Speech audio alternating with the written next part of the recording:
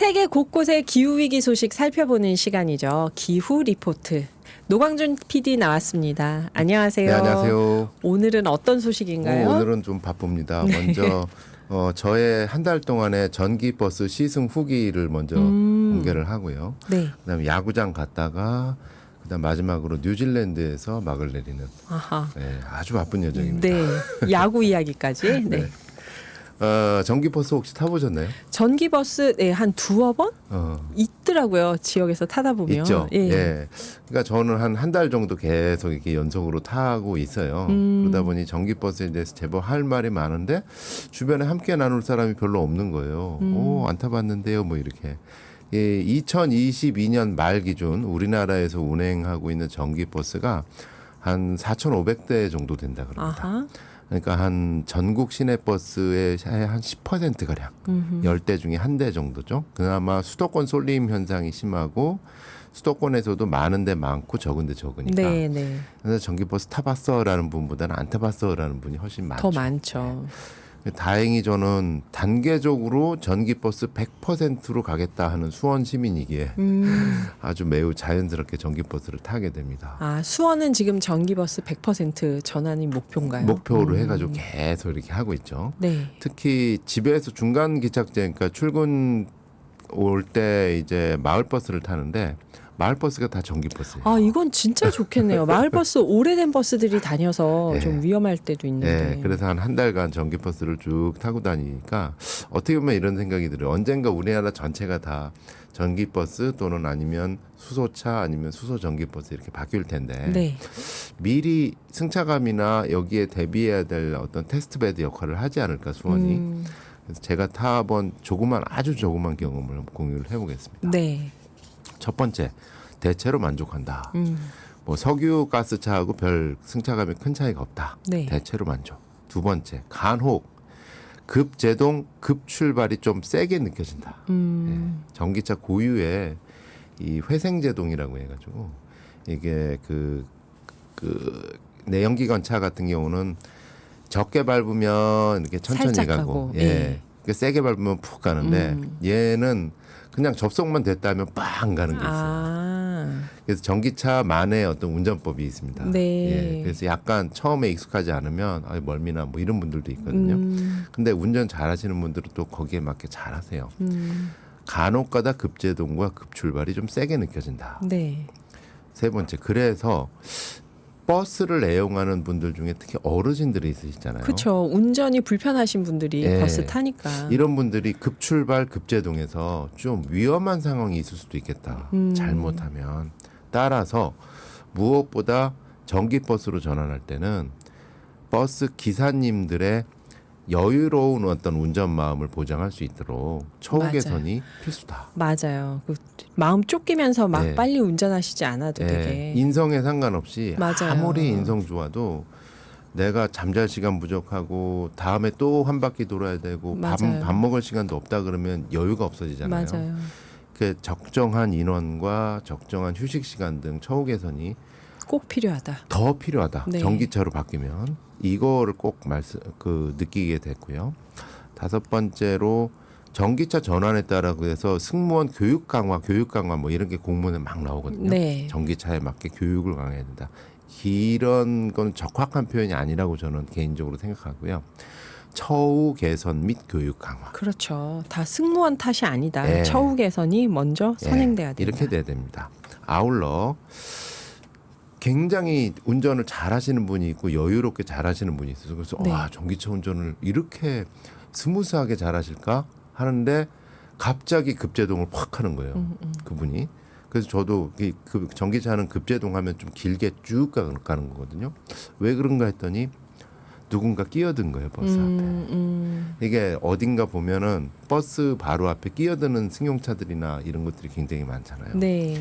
전기차가 많아지면 많아질수록 이런 돌발 상황은 급제동 안전사고로 이어질 우려가 있는 겁니다. 끼어들기가 더 위험하다. 네. 전기차는. 그래서 승용차 운전자 여러분께 버스 앞 끼어들기 절대 하지 마시고 버스 먼저 배려하자. 도로 위에서는 버스가 갑이다라는 생각이 결국 탄소 중립 성공으로 이어지는 것 같다. 네. 조심스럽게 제안을 드려봅니다. 여기 오영성님이 우리 회사가 전기버스는 제일 많아요 하셨는데 수원에서 지금 버스 노선 운전하시잖아요. 네. 오영성님이. 그 충전 시설도 제일 열심히 수원이 하고 많고요. 있고. 예. 그렇구나. 네. 두 번째 소식은요. 야구장 가보겠습니다. 자, 요즘 뭐 그 계속 조금 전에도 이제 야구에 관련된 왜 야구 중계 안 합니까? 네, 뭐 이런 OBS 라디오. 문자도 나왔고 또 고척돔에서 특히 메이저리그 메이저리그. 하니까 네. 오기후 청취자분들께서도 연일 관련 문자 사연 열어주고 계시죠. 특히 2236님. 네. 네, 저도 혹하는 게 말로만 듣던 오타니 김하성 선수가 진짜로 왔다니. 가까운 곳에 와서 연습 경기도 아니고 맞아요. 진짜로 시합을 하고 게다가 뭐 여담이지만 그 전종소 배우의 멋진 시구. 시구까지도 네. 예, 뭐 패션은 굳이 구체적으로 묘사는 못하겠습니다만 이렇게 야구의 시절이 시작되면서 함께 불타오르는 대전이 있었으니 뭡니까? 쓰레기와의 전쟁. 아, 야구장 쓰레기요? 야구장 쓰레기. 예. 이게 그 환경부에서 매년 그 발표하는 폐기물 통계 조사에 따르면 네. 우리나라 전국 쓰레기 스포츠 시설에서 발생하는 폐기물이 한 6,000톤 정도가 되는데 6,000톤이요. 예. 이 중에서 2,200톤이 야구장에서 나온대요. 그러니까 한 36% 정도가 야구장이다. 그러니까 종목이 굉장히 많잖아요. 그래서 이제 야구장 쓰레기 문제 그러니까 왜 그럴까 가만히 생각해 봤더니 저는 휴식 시간하고도 좀 연관이 있는 거 아닌가. 예. 그렇네요. 축구 같은 경우는 그냥 어쨌든 집중해서 막 보고 예, 끝나는데. 왔다 갔다 바쁘잖아요. 네, 한 번 네. 딱 쉬고 이거는 한 번 딱 쉬고 한 번 쉬고 네. 또 쉬고 이러니까 먹을 시간도 금방 맞아요. 많고 쓰레기도 많고 예.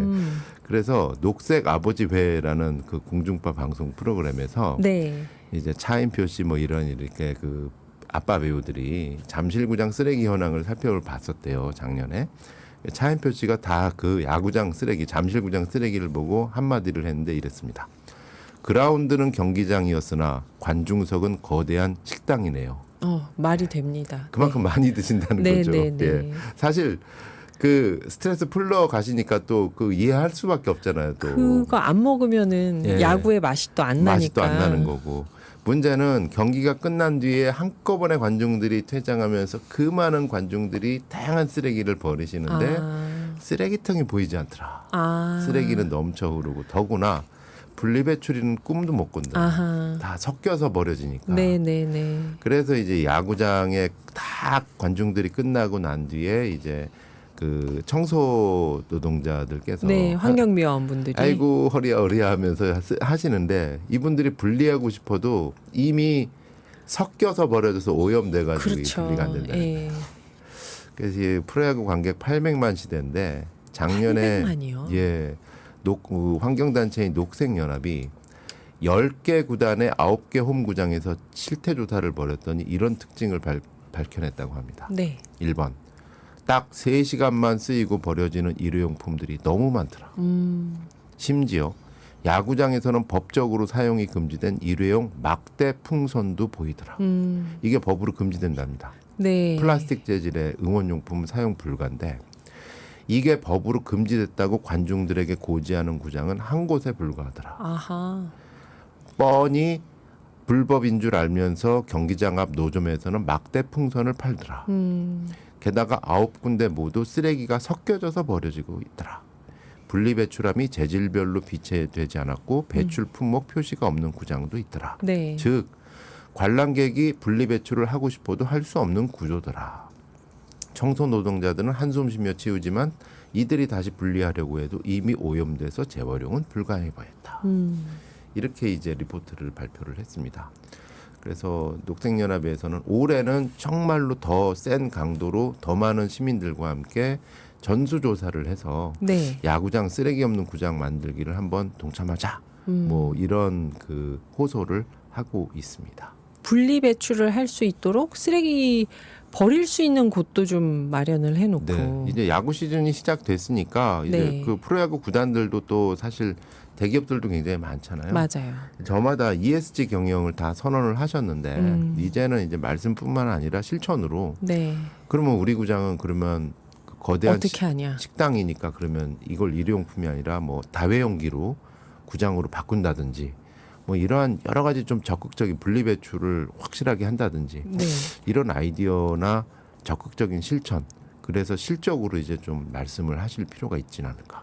그러게요. 아니면 뭐 용기를 갖고 온 사람에게 퍼줄 수 있도록 뭘 좀 네. 바꾼다든지. 맞습니다. 네.